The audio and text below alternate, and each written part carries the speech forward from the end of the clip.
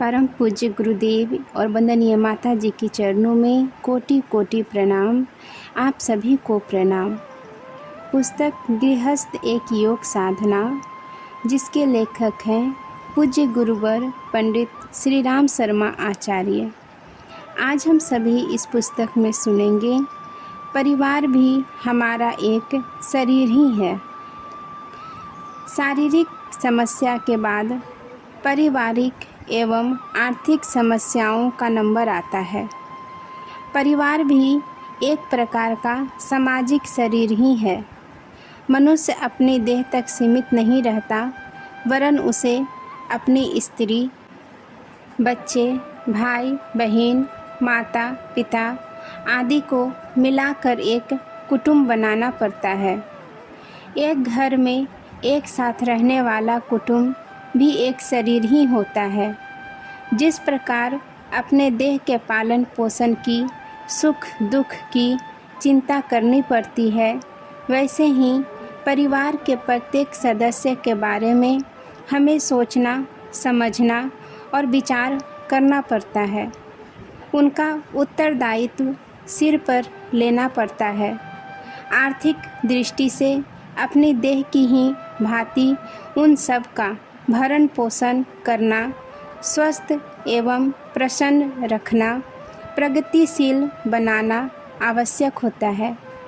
घर के लोगों का सुखी या दुखी होना, अच्छा या बुरा होना अपने को उतना ही भला या बुरा लगता है, जितना कि अपने शरीर के किसी एक अंग का पीड़ित या अप्रसन्न रहना।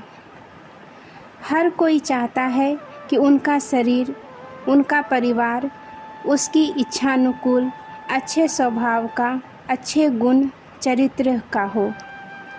पड़ोस का कोई परिवार दुखी, अस्त व्यस्त या कलेश कलह में डूबा हुआ हो तो लोग उसका उपकार करते हुए मज़ा ले सकते हैं, पर अपने परिवार का एक भी सदस्य यदि बुरे स्वभाव का दिखाई देता है या न करने योग्य काम करता है तो उसका सीधा प्रभाव अपनी आर्थिक स्थिति पर, प्रतिष्ठा पर, संगठन एवं व्यवस्था पर पड़ता है।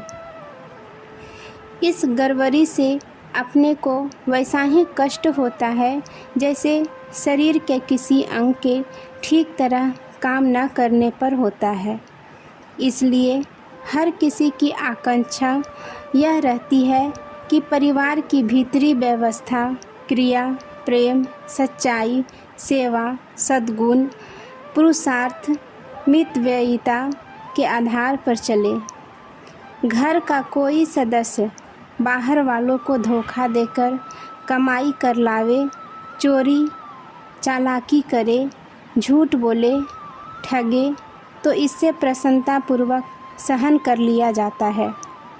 पर घर के भीतर परिवार के सदस्य एक दूसरे के प्रति ऐसा ही व्यवहार करने लगे तो अव्यवस्था, कलेश का वातावरण उत्पन्न हो जाता है। यह कोई नहीं चाहता कि मेरी स्त्री व्यभिचारिणी बने, मेरा पुत्र घर से चोरी करके ले जाया करे, बच्चे आपस में लड़ा करे, एक भाई दूसरे भाई से सहानुभूति न रखे। कारण स्पष्ट है कि मानव स्वभाव के दुर्गुण निश्चित रूप से कष्टकारक प्रतिक्रिया उत्पन्न करते हैं। जो दुर्गुण घर के भीतर किसी सदस्य में प्रवेश पाकर घर की सारी व्यवस्था को अस्त व्यस्त कर देते हैं, वे दुर्गुण समाज के व्यापक क्षेत्र में अशांति उत्पन्न करते हैं। यदि अपने घर का कोई सदस्य बाजार से सौदा मांगने पर उसमें से बचे पैसा बचा लेता है, गलत हिसाब बता देता है, तो उसका प्रभाव घर की आर्थिक स्थिति पर पड़ता है और वह व्यक्ति घर के अन्य लोगों का अविश्वास पात्र बन जाता है एवं बड़ा आर्थिक उत्तरदायित्व सौंपे जाने के अयोग्य माना जाता है। यही बात जब बढ़ती है तो वह पैसे चुराने वाला लड़का बड़ा होने पर यदि व्यापारी है तो अपने साझी से चोरी करता है, ग्राहकों को कम नापता तौलता है, अथवा यदि नौकर है तो रिश्वतखोरी, समय की चोरी आदि बुराइयां पैदा करता है। दुष्चरित्र लोगों की बात आखिर खुलती ही है। लोगों की आंखों में वह घृणा का पात्र बनता चला जाता है, अविश्वासी बनता है और फिर सच्चे मन से प्यार करने वाला कोई नहीं रह जाता। शिष्टाचारवश उससे मीठी बातें लोग कर सकते हैं, पर जब भी सच्ची सहायता का समय आता है तब सभी मुंह छुपा लेते हैं। भीतर दबी हुई घृणा ऐसे समय में आमतौर से असहयोग के रूप में प्रकट होती है। कभी तो उसके मित्र ही उसके प्रति दबी हुई घृणा का अप्रत्यक्ष प्रतिशोध लेते हैं और मुसीबत के समय सहायता करने की अपेक्षा अनुकूल अवसर आया जानकर चोट भी करते हैं। कोई यह नहीं चाहेगा कि उसका लड़का इस प्रकार लोगों का घृणास्पद, मित्रहीन एवं अनंत दुर्गति का अधिकारी बने। पर अपने बच्चे का भविष्य अंधकारमय बनाने की प्रक्रिया हम उसी दिन से चालू कर देते हैं जिस दिन कि बाज़ार से साग सब्जी खरीदने में पैसे बचाने की भद्दी आदत को हम उपेक्षा की दृष्टि से देखते हैं और उसे हल्की सी बात मानते हैं। बचपन में यह आदत 2-4 पैसे से शुरू होती है।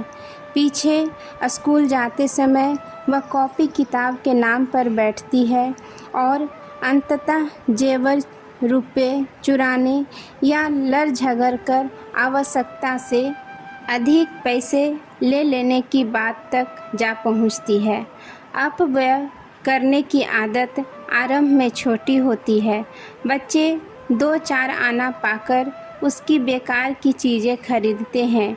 पीछे उन्हें शौक मौज की चीज़ें खरीदना अच्छा लगता है, चाहे वह बेकार ही क्यों ना हो। कई अच्छी आमदनी के लोग भी सदा कर्जदार और आर्थिक तंगी में बने रहते हैं, क्योंकि उन्हें अनावश्यक खर्च करने की, फिजूल खर्ची की बुरी लत लगी होती है। यह लत उनके बचपन में उस समय सीखी होती है जब घर से उन्हें अनावश्यक खर्च करने के लिए किसी प्रकार पैसे मिल जाते थे और पैसे का मूल्य उनकी दृष्टि में तुच्छ प्रतीत होता था। यदि उन्हें आरंभ में ही यह समझा दिया गया होता है कि पैसा कितने कठोर श्रम से कमाया जाता है और उसके सदुपयोग के परिणामों में क्या अंतर है, तो संभवतः बच्चा अपव्यय की बुरी आदतों से बच जाता है और उसे कर्जदारी, आर्थिक तंगी से ग्रसित एवं इसी के लिए चोरी, बेईमानी करने के लिए विवश न होना पड़ता है। गरीबी में भी कई परिवार स्वर्ग का आनंद उठाते हैं और कई के यहाँ प्रचुर लक्ष्मी होते हुए भी नर्क का वातावरण बना रहता है। कितने ही लोग गरीब घर में जन्म लेकर प्रगति के पथ पर अपने पुरुषार्थ से आगे बढ़ रहे हैं और उन्नति के उच्च शिखर पर पहुँचते हैं। इसके विपरीत कितने ही व्यक्ति अमीरी में पले पोसे और सब कुछ प्राप्त होने पर भी पूर्वजों से प्राप्त उत्तराधिकारी की प्रचुर संपदा को गंवा बैठते हैं। उन्नति के सब साधन मिलने पर भी आगे बढ़ना तो दूर, उल्टे अवनति के गर्त में गिरे हैं।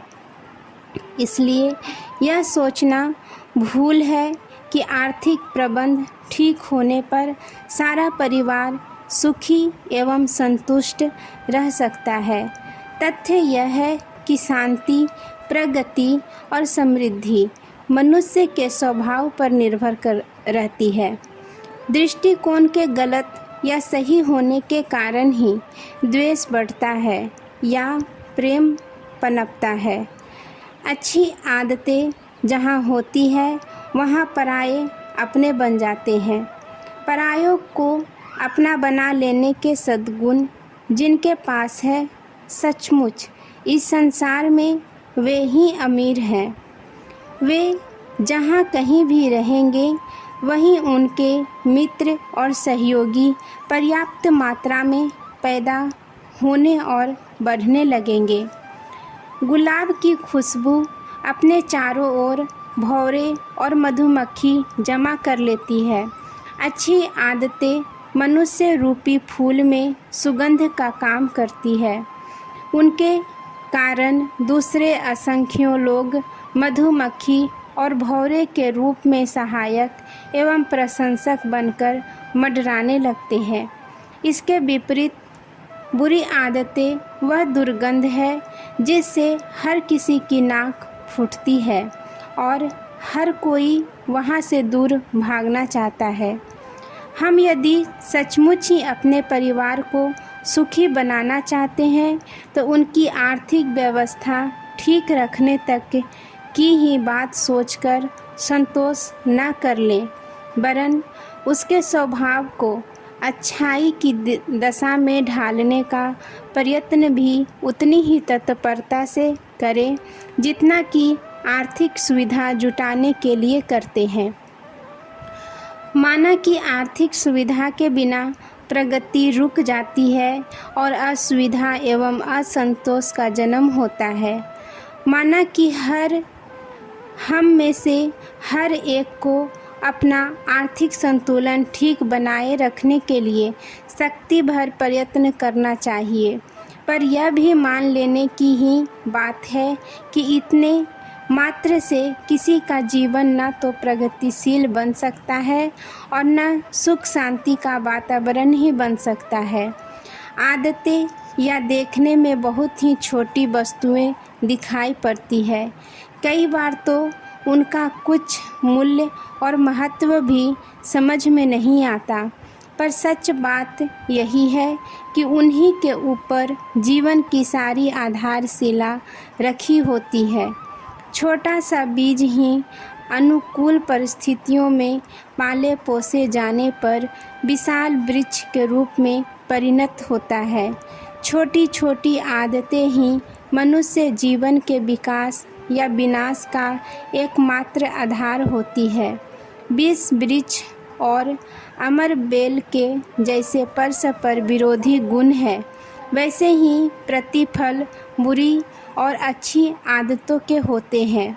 यदि हमें अपने परिवार को सुखी और समुन्नत बनाना हो तो अपने प्रत्येक परिजन में अच्छी आदतें उत्पन्न करने के लिए जी जान से प्रयत्न करना चाहिए। जिस प्रकार साग खरीद कर लाते समय बच्चे को पैसे बचा लेने की आदत आगे बढ़कर उसे चोर, बेईमान, बंदी गृहवासी एवं दुर्गतिग्रस्त बना सकती है, उसी प्रकार अन्य बुरी आदतें भी उन पतन का कारण बन सकती है।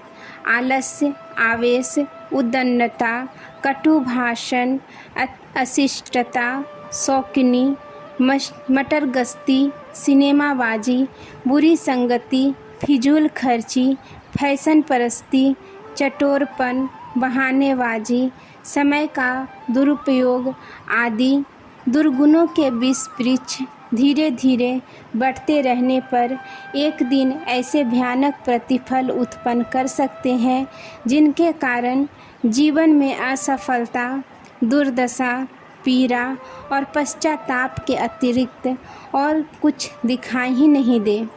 यदि कोई पिता अपने स्त्री बच्चे के लिए आर्थिक सुविधाएं तो जुटाता है, पर उनकी अच्छी आदतों को बढ़ाने एवं बुरी आदतों को हटाने के लिए प्रयत्न नहीं करता, तो उसका परिवार भी शांतिपूर्ण परिस्थितियों में नहीं रह सकता।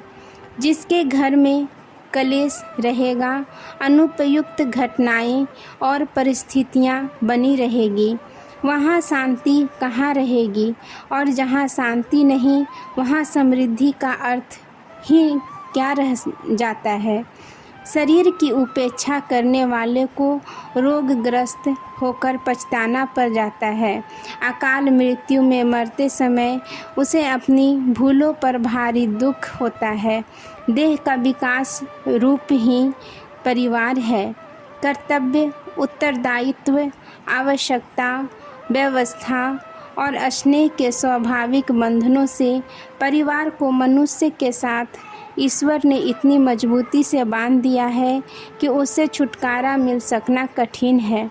देह के सभी अंग प्रत्यंगों को जिस प्रकार हमें अपने साथ ही रखना और संभालना होता है, उसी प्रकार परिवार के सदस्यों को भी साथ लेकर चलना, साथियों का सज्जन होना ही स्वर्ग और दुर्जन होना ही नरक माना जाता है।